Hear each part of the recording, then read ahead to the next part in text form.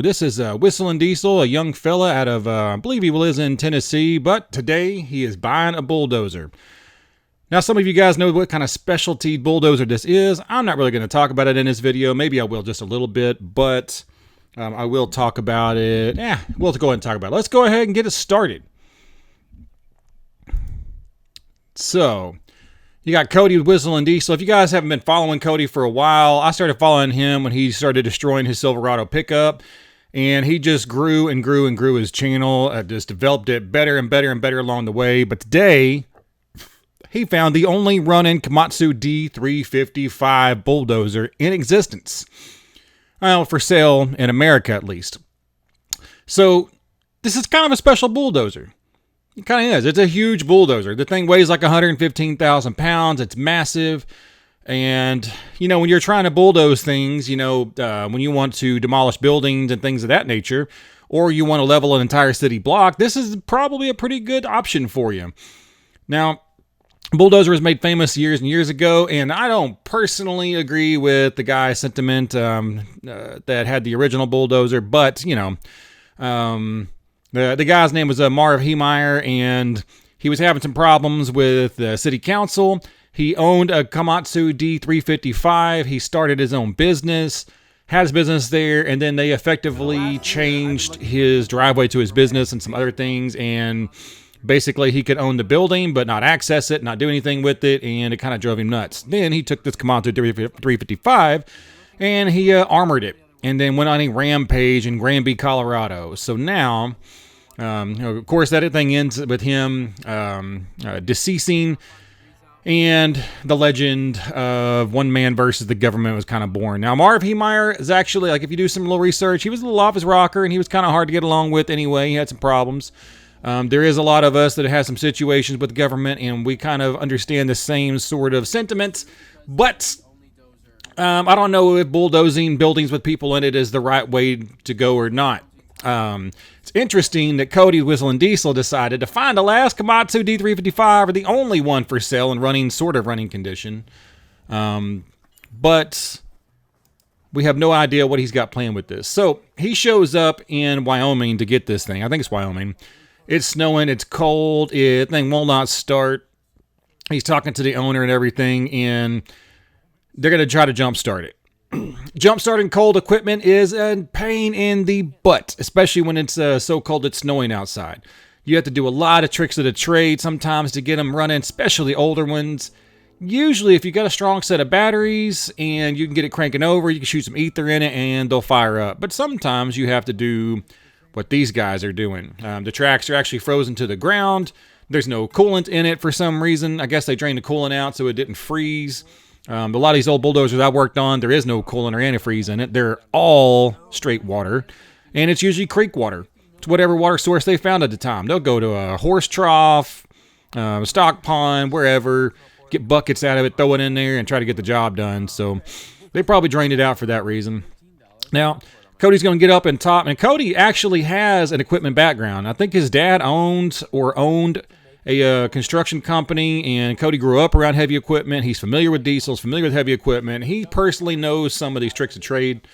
Now, one thing I really like about Cody, a lot of the guys that do these kind of videos, they don't actually know anything about what they're doing. They just got into it and they're kind of learning, and that's cool.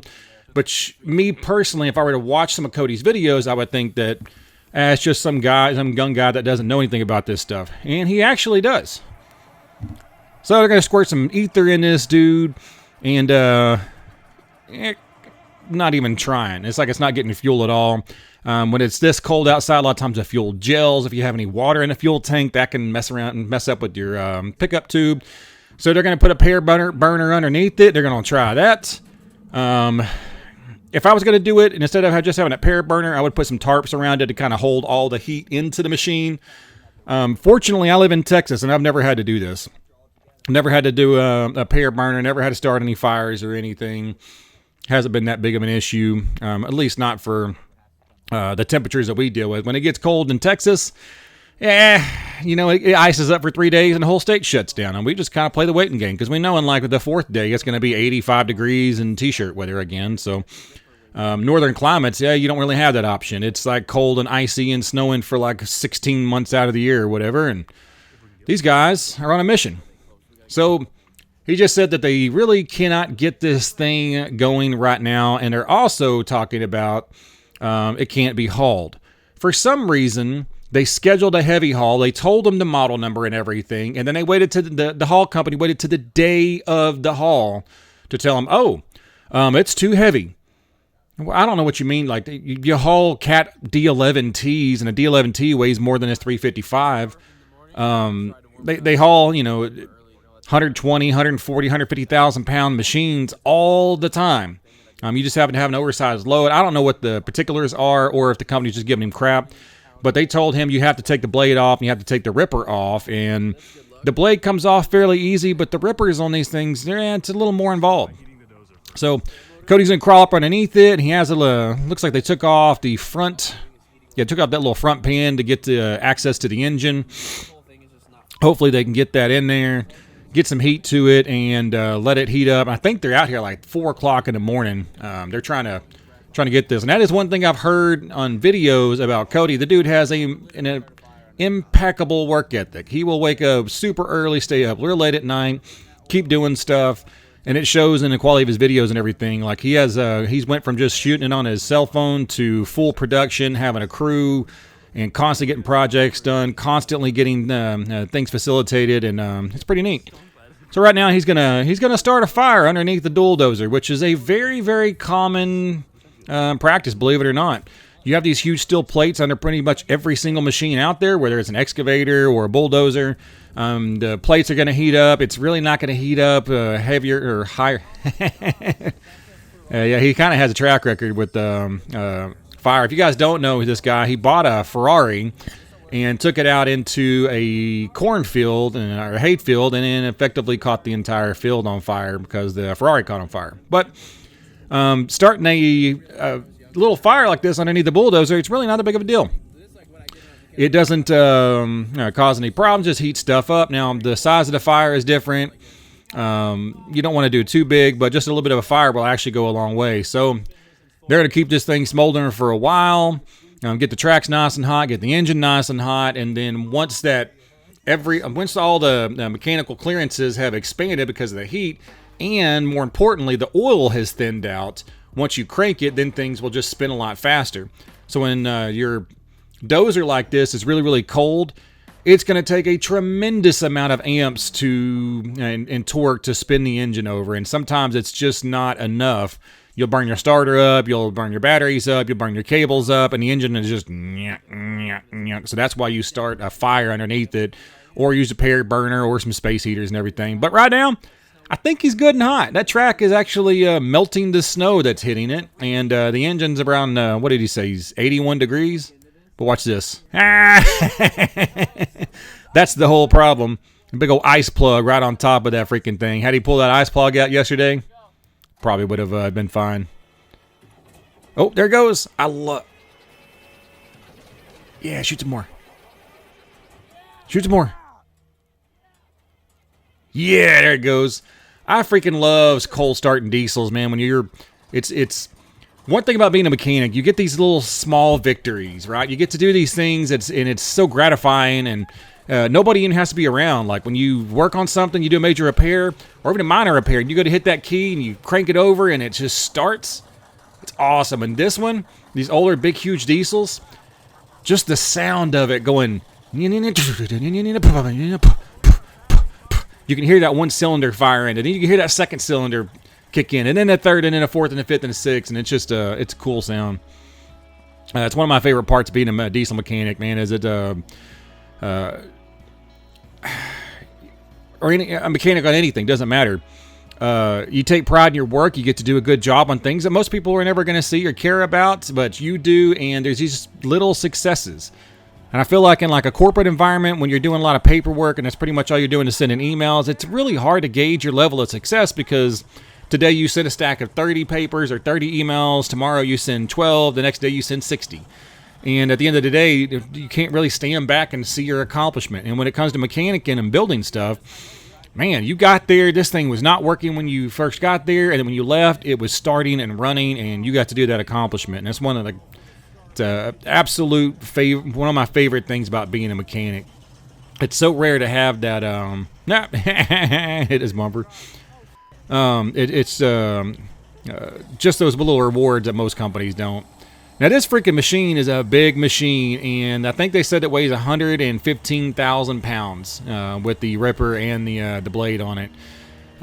It is equipment like this is way, way underestimated. You would not believe the amount that how much a small piece of equipment weighs.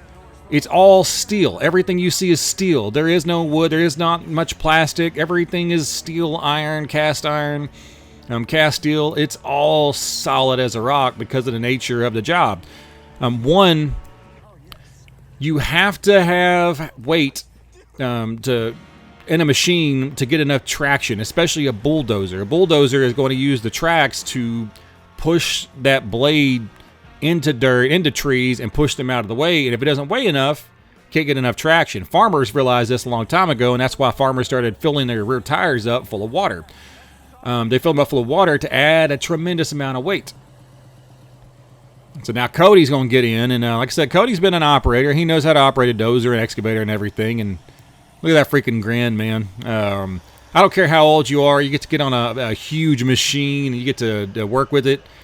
It puts a smile on your face, and it's just something fun. It's like whenever we're kids, we get those Tonka trucks and Tonka bulldozers and everything, and you push them around, you load them up with dirt, and then you dump them. And it's the same. You're just as excited when you're a kid as you are an adult when you get to get in like excavator and start digging holes, man. It's just fun. I would say this can do just about anything. Except, like, that ripper attachment on the back is a again, you would not believe the amount of force this freaking bulldozer can exert.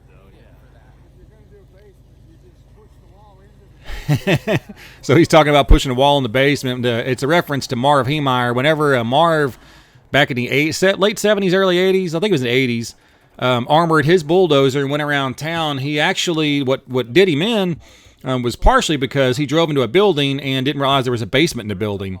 And then drove in and got stuck in the basement, basically. The floor fell down and went in. and then we're gonna hang out there, his city in Colorado, and then it goes over to Tennessee. Why would it not go like straight This is funny. over Look at this map. Just a rest stop. out of the way by like 24 hours? Unfortunately, bulldozers this big have to be disassembled. No, 15 feet wide. So Marv Heemeyer did his thing in Granby, Colorado. And Cody decided, you know what? Our best route is to go like 1,200 miles in the wrong direction to go drive this bulldozer through the city of Granby, Colorado.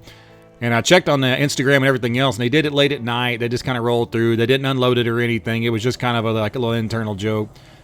Let's see what this thing weighs. It's going up there. 104,000. 105,000. And they took the blade off of it. Probably could have let the blade on. Whatever haul company didn't do the research is bullshit. I get so irritated about that stuff, man. They got these companies, you call them, you tell them, hey, I need this done, and they're like, oh yeah, we can do it. Yep, They do zero research, and then the day of, they're like, oh yeah, we can't do that. Cost you a lot of money, a lot of time. Ice off the intake. Ooh, the shop manuals. So when I love these freaking shop manuals like this. Anytime you buy a piece of equipment, always ask if they have a shop manual and a parts manual, because even if the parts are outdated and the part numbers don't do anything for you, it gives you an exploded view of everything. If you own a singular piece of equipment, you don't own a tremendous amount of them. I highly encourage you guys to try to find the paper manuals for it, because you don't know when the internet's not going to fail, the electricity's going to fail, and the paper manuals are always going to be in the same spot. When I was a kid, I've never been an avid reader, but when I was a child, I would sit there and flip through every single Chilton manual and Haynes manual and Clymer manual and motorcycle manual. Anytime I went in anybody's garage, it was my dad's friend, I would be sitting there flipping through that stuff and reading. I wouldn't read, cover to cover or anything, but I would read just enough, I'd look at the pictures and be like, ooh, what is that? And I'd read about what it is. And it's part of the reason I became a really good mechanic is because of that. Like, I will flip through any kind of user manual.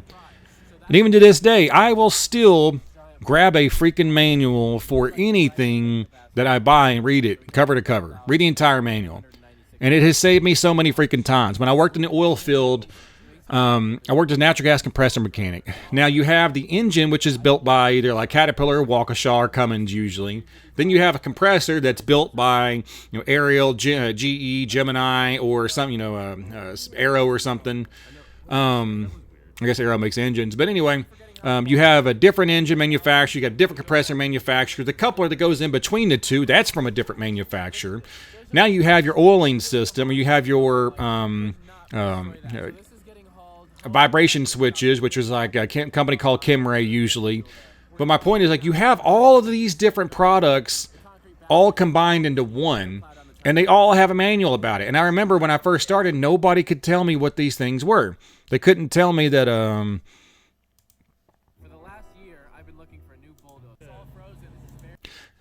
they couldn't tell me, like, oh, what does this little thing do on the side, or how to reprogram this, or how to do that. Like, there's other mechanics like, I don't know, I never have to worry about it, blah, blah, blah, Scruffy says, kind of bullshit. And so I went online and found the manuals for all this and saved the manuals, flipped through them, and then, lo and behold, got really freaking good at what I did just because I just read the manuals. I read how to set them up, I read the troubleshooting section, and then when I came up to problems, I would remember. I'm like, oh yeah, I remember that reading that in that manual. There was that they said troubleshooting if it's doing this. Wouldn't remember what it was, but I remembered the manual, and then so I'd look in the manual on my laptop, pull up the data, and then find out, oh, okay, well this screw needs to be turned in another 2 turns or whatever, or this is the spec for it. If you do that stuff, if you work on a lot of this stuff, try to find the manual for every single piece of equipment. And if it's a multi-use, something like a natural gas compressor mechanic where everything is just a hodgepodge collection of all kinds of manufacturers, man, go down the rabbit hole. And if you can't find a manual for it, just call the company and tell them, hey, I'm working on this. This is the model. You guys got a service manual for it? You got a owner's manual for it? And most of the time, you'll end up getting a sales guy or an engineer or something on the phone. They're like, hell yeah, I got that. I'll send it to you. I usually send it to you for free. Well, that's the end of Cody's video. I'm extremely interested to see what he does with this. I wonder if he's going to armor it, or I wonder if he's going to put plate on it, or just have it in his collection. But, well, time will tell.